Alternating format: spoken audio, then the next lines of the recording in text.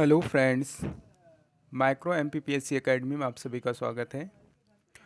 आज जो हम लोग टॉपिक कवर कर रहे हैं वो सिंधु घाटी सभ्यता से संबंधित टॉपिक को हम लोग कर रहे हैं। सिंधु घाटी सभ्यता की अगर हम लोग बात करें तो ये बहुत ही इंपॉर्टेंट टॉपिक है, क्योंकि यहीं से भारत का इतिहास आपका प्रारंभ होता है और यहीं से ये टॉपिक बहुत ज़्यादा पूछा जाता है। तो हम इस टॉपिक को कवर कर रहे हैं, तो इसलिए हम लोग को ये ध्यान रखना है कि इस टॉपिक में मेंस में कैसे क्वेश्चन पूछे जाते हैं और प्री में कैसे क्वेश्चन पूछे जाते हैं, हम इन दोनों पर चर्चा करेंगे। अगर हम लोग मेंस के टॉपिक को कवर करेंगे तो प्री तो अपने आप हो ही जाएगा इसमें। तो प्री के टॉपिक तो जैसे वन लाइनर क्वेश्चन जो आते हैं सीधे, जैसे अगर हम लोग 2021 की बात करें तो 2021 में जो वन लाइनर क्वेश्चन पूछा गया था कि भाई किस पेड़ का संबंध सिंधु घाटी सभ्यता से, और चार ऑप्शन दे दिया था। तो इस प्रकार से यहाँ पे वन लाइनर क्वेश्चन भी बन जाएंगे। और हमारे मेंस की अगर हम लोग बात करें कि मेंस में हमारे क्या क्या क्वेश्चन आते हैं, तो हम लोग मेंस में देखें तो भाई इसमें 3 मार्कर से कोई भी एक स्थल का नाम दे देता है। जैसे दे दिया हड़प्पा, तो हड़प्पा के बारे में आपको 3 पॉइंट लिखना, और हड़प्पा के बारे में आप क्या 3 पॉइंट लिखेंगे, तो आप बताओगे कि भाई पहली चीज़ तो ये स्थित कहाँ पे है, ठीक है, इसकी स्थिति बता दोगे। दूसरी चीज़ आप इसमें क्या बताओगे कि इसकी खोज किसने की, खोजकर्ता का नाम बता दोगे, और एक कोई विशेषता बता दोगे। विशेषता में क्या बता सकते हो, जैसे कि भाई ये हड़प्पा जो है ये सिंधु घाटी सभ्यता का खोजा गया प्रथम स्थल था, है ना। इसकी खोज किसने की ये बता सकते हो। हड़प्पा कहाँ स्थित है ये बता सकते हो आप।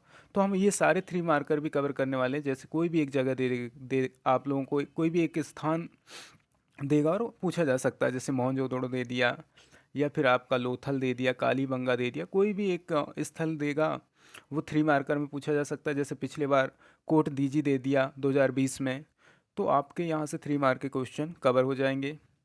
इसके साथ ही हम लोग देखेंगे 5 मार्कर में क्या क्या पूछा जाता है। तो अभी तक तो सिर्फ 2-3 ही क्वेश्चन पूछे गए हैं। अगर हम लोग बात करें 5 मार्कर में, तो 5 मार्कर में एक क्वेश्चन पूछा गया है कि सिंधु घाटी सभ्यता की नगरीय व्यवस्था को का उल्लेख कीजिए, है ना, या सिंधु घाटी सभ्यता नगरीय सभ्यता थी स्पष्ट कीजिए। तो इस पर एक क्वेश्चन आ चुका है कि ये नगरीय सभ्यता थी, है ना।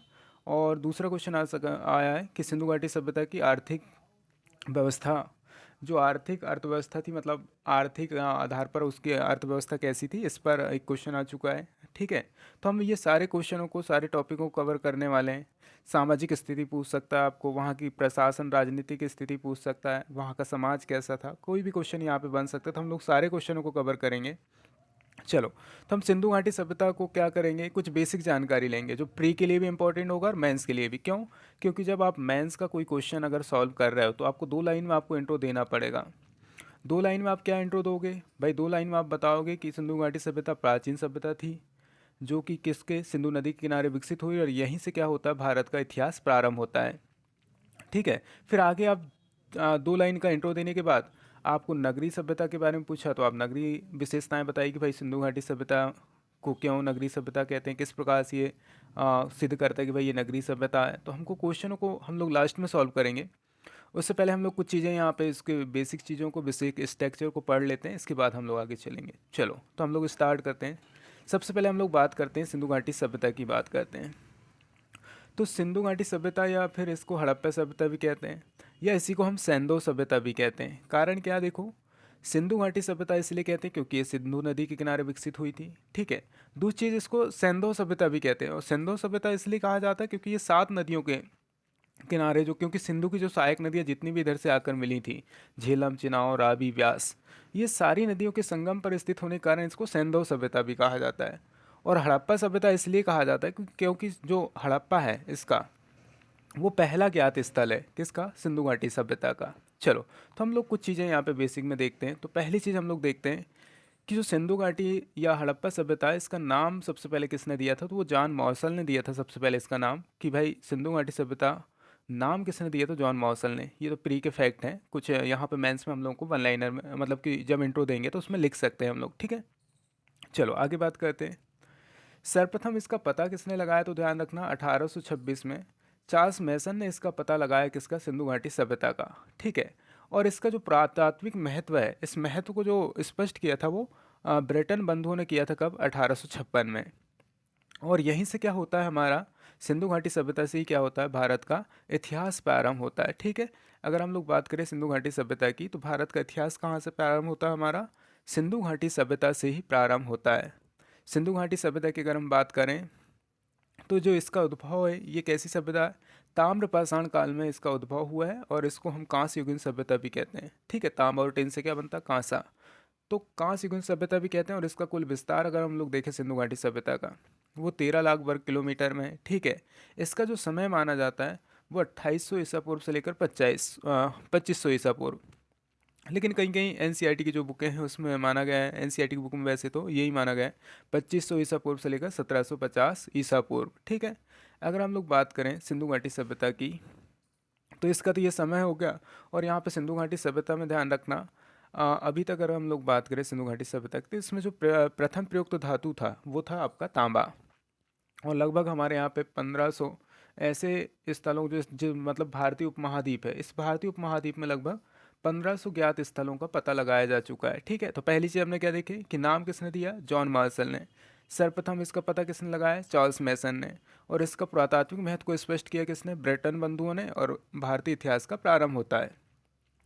ताम्रपाषाण काल में इसका उद्भव हुआ है और कांस्ययुगीन सभ्यता है। ठीक है, विस्तार कितना, 13 लाख वर्ग किलोमीटर, ये इंट्रो के लिए। ठीक है, और इसका समय कितना माना जाता है, 2500 ईसा पूर्व से लेकर 1750 ईसा पूर्व। और प्रथम प्रयुक्त धातु जो है वो है आपका तांबा। चलो हम लोग आगे बात करते हैं। ठीक है, और क्या है इसमें, तो आगे अगर हम लोग बात करें तो इसका जो प्रथम ज्ञात स्थल था वो था आपका, ध्यान रखना, हड़प्पा। प्रथम ज्ञात स्थल कौन सा था, हड़प्पा। ठीक है, तो पहला ज्ञात स्थल क्या हो जाएगा, हड़प्पा। और इसका विस्तार कहाँ पे, तो ध्यान रखना, अफगानिस्तान, पाकिस्तान और भारत में इसका क्या है, विस्तार है सिंधु घाटी सभ्यता का। सर्वप्रथम जो उत्खनन किया था वो 1921 में किया था, किसने, दयाराम साहनी ने। और वो स्थल था आपका हड़प्पा। तो इसलिए हड़प्पा को कहते हैं हम लोग प्रथम ज्ञात स्थल। ठीक है, और राखल दास बनर्जी ने 1922 में किया था, किसकी, मोहनजोदड़ो की खोज की थी। ठीक है, ये पुरातत्व सर्वेक्षण विभाग के क्या थे, ये सहायक थे, कौन, आपके राखल दास बनर्जी। ठीक है, आगे अगर हम लोग बात करें काल का, देखो अगर सिंधु घाटी सभ्यता के अगर हम लोग काल का निर्धारण करते हैं तो वो काल का निर्धारण किससे करते हैं हम लोग, रेडियो कार्बन विधि से। जो C14 है ना, कार्बन जो विधि है, रेडियो कार्बन विधि, इससे हम लोग क्या करते हैं, जो मानव कंकाल है, इस कंकाल के माध्यम से हम लोग क्या करते हैं, कार्बन विधि के द्वारा इस काल का निर्धारण करते हैं। ठीक है, और सर्वाधिक जो कंकाल हमको प्राप्त हुए हैं वो मोहनजोदड़ो से प्राप्त हुए हैं। इसलिए मोहनजोदड़ो को हम लोग क्या कहते हैं, मृतकों का टीला भी कहते हैं। क्यों, क्योंकि यहीं से सबसे ज़्यादा कंकाल मिले हैं आपके। ठीक है, चलो आगे हम लोग बढ़ते हैं। तो आगे हम लोग देखते हैं सिंधु घाटी सभ्यता में यहाँ पे माना जाता है कि 4 जातियों का या प्रजातियों का यहाँ पे निवास था। वो कौन कौन सी थी, भूमध्य सागरी, प्रोटो ऑस्ट्रेलियाइड, अल्पाइन और मंगोलियाड। ठीक है, अगर हमारे यहाँ पे बात करें तो सबसे भारत में कौन सी सबसे प्राचीन जनजाति है, तो वो है द्रविड़। ठीक है, और द्रविड़ के बाद आती है आपकी, ध्यान रखना, भारतीय आर्य। भारतीय आर्य को हमारे यहाँ की भारत की मूल जनजाति मानी जाती है। और इसके बाद जो आती है वो मंगोलियाड आती है। ठीक है, तो ये इन 4 जातियों का भी क्या है, आपका निवास स्थान माना जाता है। ठीक है, भारत में। चलो आगे हम लोग कुछ चीज़ें देखते हैं, वो क्या है, तो देखो हड़प्पा सभ्यता के उद्भव की अगर हम मत की बात करें तो देखो कुछ लोग कहते हैं, अलग अलग मत है लोगों की कि भाई हड़प्पा सभ्यता या जो सिंधु घाटी सभ्यता है इसका उद्भव कैसे हुआ। ठीक है, तो हड़प्पा सभ्यता के उद्भव के मत क्या है और इसके मतभेद के कारण क्या है। तो मतभेद के कारण देखो ये कि लिपि को अभी तक पढ़ा नहीं गया है, क्षैतिज खुदाई का अभाव था, है ना, और साहित्यिक स्रोतों की क्या थी, कमी थी। सिंधु घाटी सभ्यता के इतिहास के लिए ना तो हमको कोई साहित्यिक स्रोत मिला है और ना यहाँ पे क्षैतिज खुदाई नहीं हुई है। एक चीज़ ये भी है, क्षैतिज का मतलब एक तरफ, ठीक है, और लिपि का भी क्या है, इसमें अभाव है। चलो देखते हैं हम लोग क्या है इसके उद्भव के कारण और क्या क्या इनके मतभेद है। तो हम लोग देखते हैं, पहली चीज़ देखते हैं हम लोग, वो है आपका, पहली चीज़ क्या ध्यान रखना, यहाँ पे विदेशी या आकस्मिक या मोसोपोटामिया या सुमेरियन का जो सिद्धांत है ना, जो विदेशी लोग आए उनका सिद्धांत क्या है। तो देखो इसमें कौन कौन शामिल थे, एक तो DD Kaushambi, wheeler, garden child आदि इतिहासकार हड़प्पा सभ्यता में क्या करते हैं, विदेशी प्रभाव को स्वीकार करते हैं। हुआ क्या कि कोई विदेशी जो व्यक्ति है वो मोसोपोटामिया से कहाँ आया होगा, हड़प्पा में आया होगा। और हड़प्पा में क्या हुआ, सबसे पहले उन्होंने क्या हुआ, अपना स्थान मतलब रहना और ये सब चीज़ें प्रारंभ किया होगा। ठीक है, तो उनका मानना क्या था, देखो उनका मानना था भाई साहब कि उनका मानना था कि जो मोसोपोटामिया ये प्राचीन सभ्यता है सबसे, और वहीं का जनसमूह कहाँ आया होगा, वो आपका भारत आया होगा। और दोनों जगह पे क्या हुआ था, नगरीय विकास था दोनों जगह पे। ठीक है, तो इन्होंने तर्क लगाया कि दोनों तो नगरीय थी, कौन सा, मोसोपोटामिया भी और हड़प्पा भी, दोनों नगरीय सभ्यता उन्हें ये लगा। दूसरा, मोहर और मृदभांड दोनों जगह से मिले, और फिर गढ़ी के समान संरचना दोनों जगह से मिली। लेकिन इन सब चीज़ों के मिलने के आधार पर भी लोगों ने इसकी समीक्षा की कि भाई हड़प्पा सभ्यता प्राचीन है या फिर आपका मेसोपोटामिया से ही लोग यहाँ पे आए हुए हैं, तो देखते हैं ज़रा। तो आगे इन्होंने क्या करा कि हड़प्पा और इसकी समीक्षा जब की, तो यहाँ पे हम लोग कुछ चीज़ें देखने को मिलती है हड़प्पा और मेसोपोटामिया में क्या अंतर है। तो पहली चीज़ तो ये अंतर हमको लोग देखने को मिली कि यहाँ की जो लिपि थी वो कैसी थी, चित्रात्मक, और यहाँ कैसी थी, किलनुमा थी। दूसरी चीज़, यहाँ पे अधिक नगरीकृत और ये विकसित था। कौन? हड़प्पा। जो हड़प्पा सभ्यता ये अधिक नगरीकृत और विकसित था, लेकिन मेसोपोटामिया जो वो विकसित नहीं था उतना। ठीक है, यहाँ पे जैसे कच्ची ईंटें मिली, ठीक है, यहाँ की ईंटें पकी थी आपकी, मंदिर के अवशेष नहीं मिले हमारे हड़प्पा से, और यहाँ पे मंदिरों के अवशेष मिले। यहाँ की मोहरें वर्गाकार और आयताकार थीं, यहाँ की मोहरें कैसी थीं, बेलनाकार थीं। तो ये सब चीज़ें अंतर हम लोग को जब दोनों पर देखने को मिला, तो समीक्षा में कहा गया कि नहीं, मेसोपोटामिया के लोग नहीं आए, ये हड़प्पा सभ्यता जो है वो हमारे यहाँ पे विकसित हुई है। ठीक है, चलो और देखते हैं और आगे क्या है। तो आर्य उत्पत्ति का सिद्धांत, कुछ लोगों का मानना था कि भाई आर्य आए होंगे और आर्यों ने क्या हुआ होगा यहाँ पे, है ना, सबसे पहले क्या कि आपकी हड़प्पा सभ्यता को विकसित किया होगा। तो जैसे बीबी लाल हो गए, एस आर राव हो गए, इनका मानना है कि आर्यों के द्वारा ही नगरी हड़प्पा सभ्यता का विकास किया गया होगा। ठीक है, लेकिन तर्क क्या लगाया इन्होंने कि भाई हड़प्पा और वैदिक दोनों ही प्रकृति पूजक थे। ये बात भी सही है, क्योंकि आर्यों का जो आगमन होता है वो वैदिक काल में होता है, ऐसा हम मतलब मानते हैं। ठीक है, क्योंकि वैदिक काल में ही आर्य आते हैं हमारे यहाँ पे। ठीक है, और वैदिक काल से ही हम पढ़ते हैं। ठीक है, क्षेत्र जो है वो ध्यान रखना सप्त सिंधु था दोनों का। किसका? वैदिक में, वैदिक काल में जो क्षेत्र था जहाँ पे सरस्वती नदी मतलब काफ़ी, है ना, फेमस थी, तो वो क्षेत्र पूरा था, वो सरस्वती नदी काफ़ी पूछते थे उसको, तो वो सप्त सिंधु प्रदेश कहलाता था। अग्नि वेदिका और घोड़े दोनों की जगह मिले। ठीक है, ऋग्वेद में क्या, हर यूपिया का एक शब्द है जो कि हड़प्पा से संबंधित है, ऐसा माना जाता है। क्योंकि देखो वैदिक संस्कृति में तो क्या हुई, सारे मतलब चारों वेदों का, है ना, ऋग्वैदिक काल में ऋग्वेद का रचना हुई, और इसके बाद बाकी वेदों का, है ना, हुआ। तो ऐसा माना जाता है हड़प्पा में भी किसका, आपका हड़प्पा का भी उल्लेख ऋग्वेद में मिलता है, ऐसा मानते हैं। ठीक है, लेकिन यहाँ पे देखो समीक्षा क्या है, तो देखते हैं जरा समीक्षा में क्या कहा गया कि भाई हड़प्पा सभ्यता और वैदिक सभ्यता में क्या डिफरेंस हमको देखने को मिला। तो पहली अंतर तो हमको जो देखने को मिली कि भाई साहब केंद्रीय क्षेत्र जो था वो इनका सरस्वती नदी था। ठीक है, वैदिक सभ्यता का क्षेत्र भी सरस्वती नदी था, लेकिन ये विलुप्त हो चुकी थी उस समय पे। ठीक है, उतना उसका जिक्र नहीं किया गया है। ठीक है, और ये नगरी था। दूसरी चीज़, जो वैदिक सभ्यता वो ग्रामीण सभ्यता थी। ये मातृ सत्तात्मक था, ये पितृ सत्तात्मक सभ्यता थी। यहाँ पे तांबा का प्रयोग किया गया, और यहाँ पे वैदिक सभ्यता में किसका, लोहे की खोज हो चुकी थी। तो इस आधार पर भी कहा जा सकता है कि भाई जो हड़प्पा सभ्यता किससे, वैदिक सभ्यता से कैसी थी, भिन्न थी। तो ये आपका आर्य उत्पत्ति का सिद्धांत भी क्या हो गया, यहाँ पे समीक्षा के आधार पर क्या हो गया, विफल हो गया।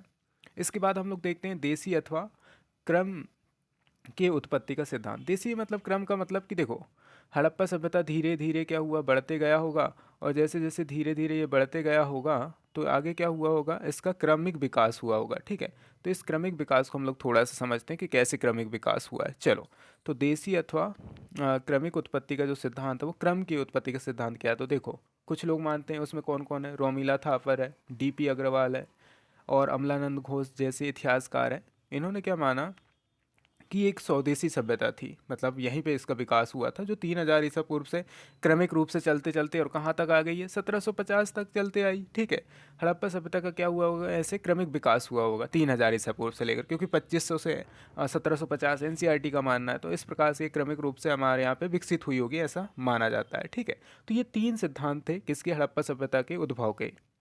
पहला सिद्धांत क्या कह रहा था, पहला सिद्धांत कह रहा था कि भाई साहब हुआ होगा क्या कि मेसोपोटामिया के लोग आए होंगे भारत, और भारत में आकर क्या हुए, सबसे पहले सिंधु नदी के किनारे बसे होंगे, और किसका, सिंधु घाटी सभ्यता का विकास हुआ होगा।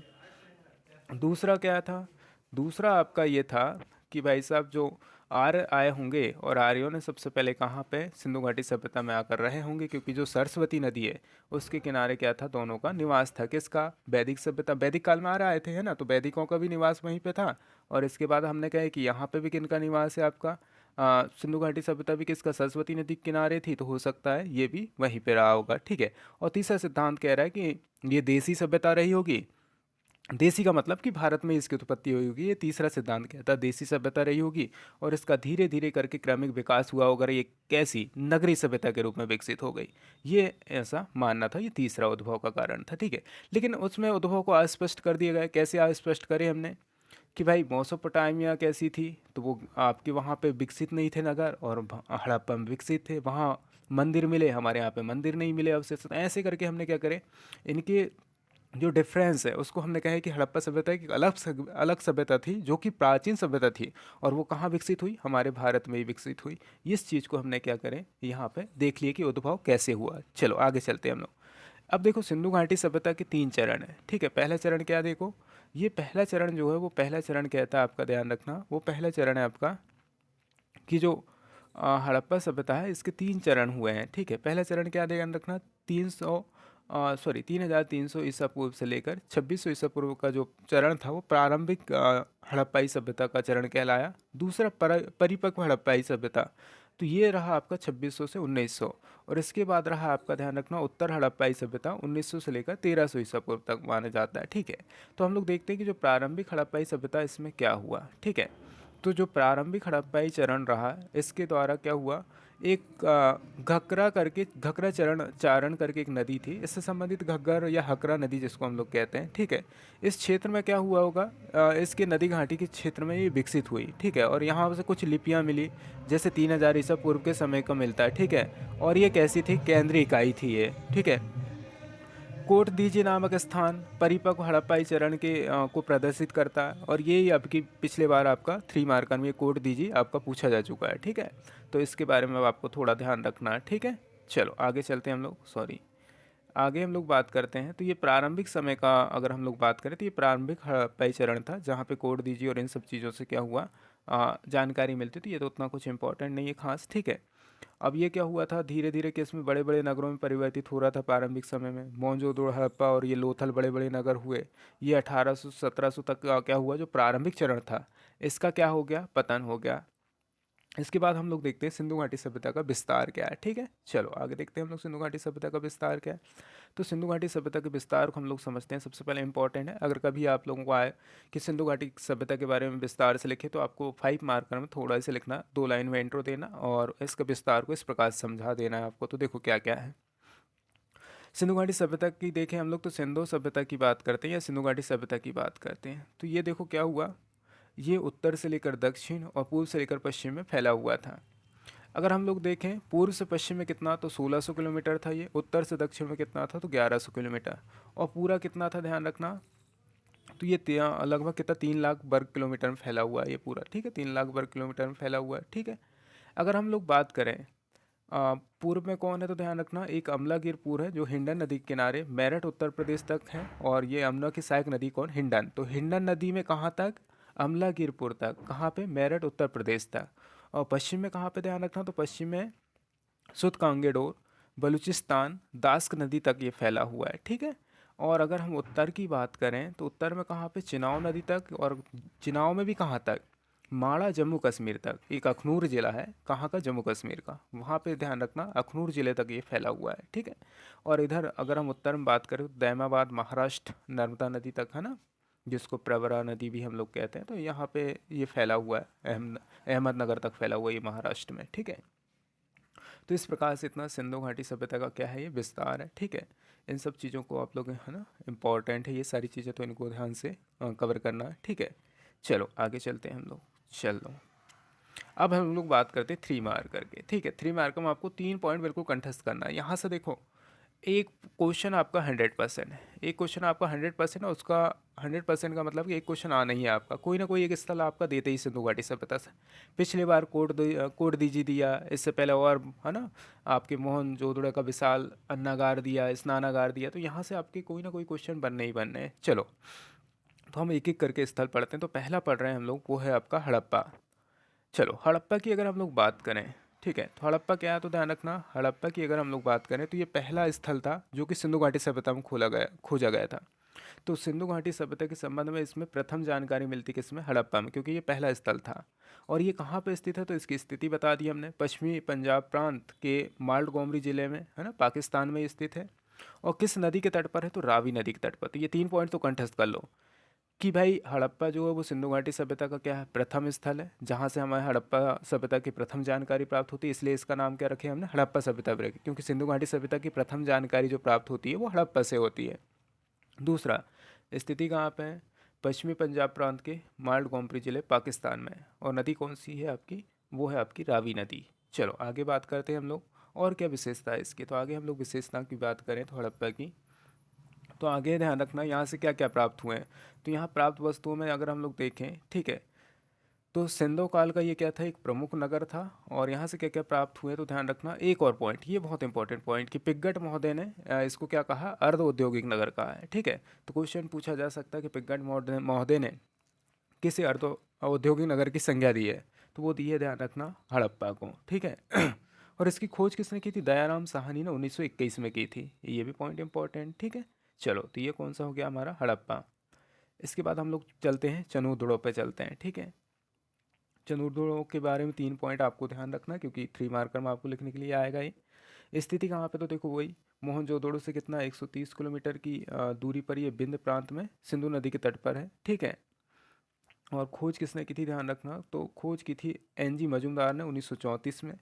उत्खनन किया था 1935 में मैके के द्वारा। ठीक है, और यहाँ पे मनके बनाने का कारखाना, बटखरे, उच्च कोटि के मोहरे, लिपस्टिक, बकराकार ईंटें मिली यहाँ से। ठीक है, 4 पहिए वाली यहाँ से गाड़ी भी मिली हमको, अलंकृत हाथी मिले यहाँ पे। ठीक है, और एकमात्र स्थल है जो अ, सिंधुकालीन स्थल, एकमात्र ऐसा स्थल है जो कि दुर्गीकृत नहीं था। ठीक है, तो ये दुर्गीकृत स्थल नहीं था। चलो इसके बाद हम लोग बात करते हैं लोथल की, बात करते हैं लोथल की। अगर हम लोग बात करें तो लोथल के बारे में क्या क्या ध्यान रखना, 3 पॉइंट। लोथल के बारे में पहली चीज़ तो स्थिति बताना, गुजरात में खंबात की खाड़ी, भोगवा नदी के तट पर ये स्थित है। और उत्खनन किसने किया था, रंगनाथ राव ने किया था 1957 में। यहाँ नगरों का विभाजन जो था वो 2 भागों में ना होकर एक ही रक्षा प्राचीर से पूरे नगर को दुर्गीकृत किया गया था, ये भी ध्यान रखना आपको। और ये कैसा था, बंदरगाह था ये। बंदरगाह का मतलब कि यहाँ से भाई साहब हम विदेशों से व्यापार करते थे सिंधु घाटी सभ्यता के लोग, तो ये बंदरगाह का उदाहरण रहा है। और गोदी के साक्ष्य मिले हुए हैं यहाँ पे। ठीक है, आगे अगर हम लोग बात करें तो गोदीवाड़ा, खिलौने, इसके अलावा क्या क्या मिले हुए हैं, तो देखो मिट्टी के बर्तन, चालक, है ना, और यहाँ पे लोमड़ी का चित्रण हुआ है, धान का भूसा। ठीक है, और मनके का उद्योग का साक्ष्य मिला, हाथी दांत मिला, तो ये सब चीज़ें यहाँ से मिली हुई है। चलो हम लोग और आगे देखते हैं, अगला स्थल कौन सा है, कालीबंगा। ये इंपॉर्टेंट है, ये प्रीलिम्स के लिए भी और आपके मेंस के लिए भी। मेंस में 3 मार्कर में तो भाई कन्फर्म ही है। कालीबंगा की बात करें तो खोज इसकी अमलानंद घोष ने 1953 में किया था। ब्रजवासी ने सॉरी ब्रजवासी ने क्या की थी, इसका उत्खनन किया था 1960 में। ठीक है, और इसका आशय क्या है, काले रंग की चूड़ी से। ठीक है, ये हनुमानगढ़ कहाँ पे, राजस्थान में, और घग्गर नदी के किनारे। ठीक है, यहाँ से जुते हुए खेत खेत अग्निवेदिका, सेलखड़ी तथा मिट्टी के मोहरे मिले, मृदवाण यहाँ से प्राप्त हुए हैं। ठीक है, तो ये 3 पॉइंट आपको ध्यान रखना। पहली चीज़ तो ये कि खोज कहाँ हुआ है, किस नदी के किनारे है ना, तो आपको बताना, और कहाँ पे स्थित है, तो घग्गर नदी के किनारे, हनुमानगढ़ कहाँ पे है, राजस्थान में। ये इंपॉर्टेंट है आपके पॉइंट। चलो आगे बात करते हैं हम लोग, बनावली की बात करते हैं। तो ये बनावली क्या कहाँ पे है, तो ये काफ़ी इंपॉर्टेंट है ये भी। ठीक है, चलो बनावली की बात करें तो हिसार हरियाणा में है, रंगोई नदी के किनारे, जिसका पहले नाम क्या था, सरस्वती। ठीक है, रविंद्र विष्णु ने 1973 में इसकी खोज की थी। यहाँ से खिलौने वाले हल मिले हैं, जौ, मतलब जो पहली फसल थी उपयोग जो किए थे वो जौ का यहाँ पे साक्ष्य मिलता है, तांबे के पास बाणाग्र मिलते हैं यहाँ पे, अग्नि वेदिका मिलती है। ठीक है, और मनके और तिल और सरसों आदि के भी यहाँ पे हमको उल्लेख मिलते हैं। चलो इसके बाद हम लोग अगला स्थल की बात करें तो रंगपुर। रंगपुर क्यों फेमस है, तो ध्यान रखना, खोज जो किया था वो SR राव ने 1954 में। वर्तमान में अहमदाबाद गुजरात में ये स्थित है, और भादर नदी के किनारे। कच्ची ईंट के दुर्ग यहाँ से प्राप्त हुए हैं, नालियाँ, धान की भूसी और ज्वार बाजरा। ठीक है, ये सारी चीज़ें यहाँ से प्राप्त हुई। चलो वीडियो बड़ा हो रहा तो हम लोग इसको यहीं समाप्त करते हैं। इसके बाद हम लोग आगे और कवर करेंगे। तो इसके बाद हम लोग बैक टू बैक क्लासेस यहाँ पे लेके आएंगे, और सारा हम लोग हिस्ट्री का जितनी भी चीज़ें टॉपिक है वो हम लोग आगे कवर करते जाएंगे। ठीक है, चलो थैंक यू, धन्यवाद।